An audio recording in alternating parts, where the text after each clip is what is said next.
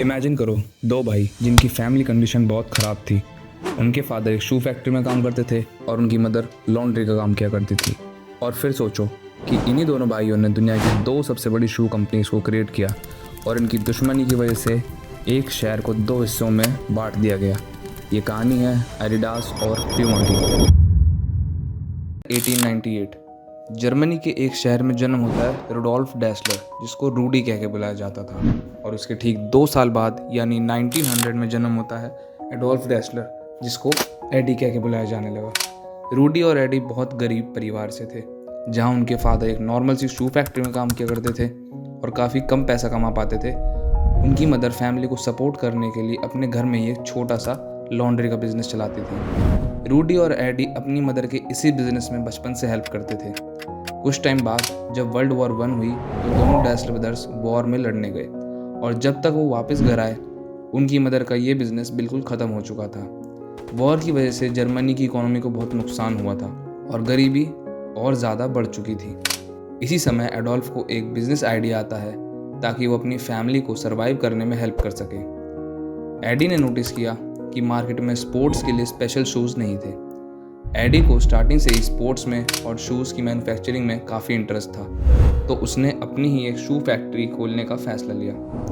उसने अपनी मदर की लॉन्ड्री शेड को ही वर्कशॉप में ट्रांसफॉर्म कर दिया ताकि वो अपने शूज़ बना सके। शूज़ बनाने के लिए जो मटेरियल्स की ज़रूरत थी, एडी के पास उसको ख़रीदने के पैसे नहीं थे, तो वॉर के बाद उसको जो मिला उसने उसी से शूज़ बनाने का डिसाइड किया।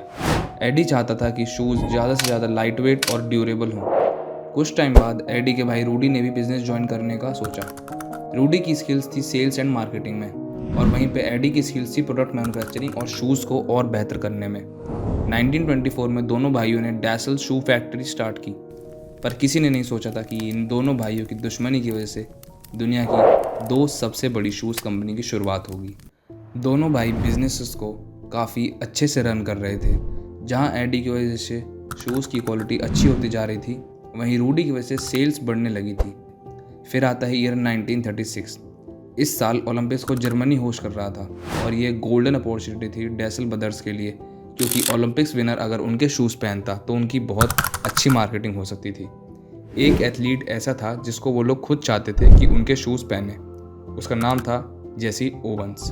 वो उस समय का काफ़ी फेमस एथलीट था। सेल्स में एक्सपर्ट रूडी ने अपने शूज़ पहनने का ऑफ़र जेसी ओवंस को दिया और जेसी ने इस ऑफ़र को एक्सेप्ट कर लिया।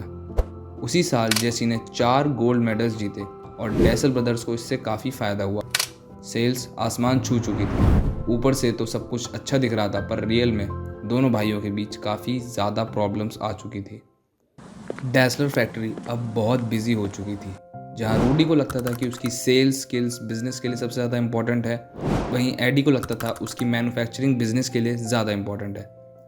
अब ईयर था 1939। वर्ल्ड वॉर 2 स्टार्ट हो चुकी थी, क्योंकि जर्मनी का एक मेजर रोल था वॉर में।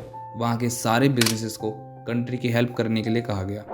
क्योंकि एडी को मैन्युफैक्चरिंग आती थी, उसको फैक्ट्री में ही बूट्स और वेपन्स बनाने को कहा गया। इस वजह से रूडी को लगा कि बिजनेस की ओनरशिप एडी की तरफ जा रही है और उसको बिजनेस से बाहर किया जा रहा है। बात तो तब और ज़्यादा बिगड़ गई जब वर्ल्ड वॉर के टाइम दोनों एक ही घर में पूरे दिन रहते थे। कुछ टाइम बाद वॉर की वजह से रूडी को वॉर में पार्टिसिपेट करना पड़ा और एडी को फैक्ट्री में ही काम करने को कहा गया। एडी को कंट्रोल फैक्ट्री पे पूरा हो चुका था, इसलिए रूडी ने एडी को एक लेटर भेजा जिसमें लिखा था कि एडी का कैरेक्टर कंपनी संभालने के लिए ठीक नहीं है और जितने वो वहाँ नहीं है उसकी वाइफ को रिप्रेजेंटेटिव बनाया जाए। पर एडी ने इस बात को मना कर दिया। बात इतनी बिगड़ गई कि रूडी ने नाजी आर्मी को कंप्लेंट कर दी कि एडी ने लेदर बचाया जो वॉर में इस्तेमाल करना चाहिए था। इसी इल्ज़ाम की वजह से एडी को आर्मी ने पकड़ा और पूछताछ हुई। वॉर के बाद जब अमेरिका जीत गया तो रूडी को जेल की गई, क्योंकि वो नाजी के साथ हैविली इन्वॉल्व था।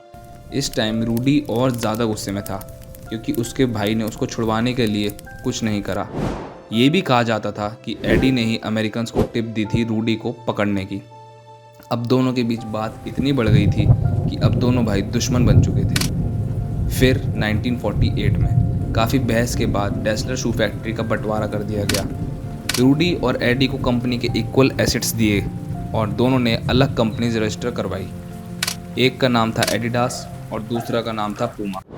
अब कंपनी का नाम रखने के लिए एडी ने अपने नाम के फर्स्ट वर्ड्स और सरनेम के फर्स्ट वर्ड्स को जोड़ा, जिससे कंपनी का नाम एडिडास रखा गया। इसी तरह रूडी ने भी अपनी कंपनी का नाम पहले रूडा रखा था, पर उसने कुछ टाइम बाद नाम बदलकर पूमा रख दिया।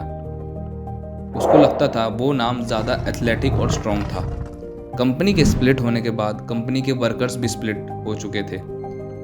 जो मैन्युफैक्चरिंग वाला स्टाफ था वो एडिडास के पास था और जो सेल्स का स्टाफ था वो प्यूमा के पास था।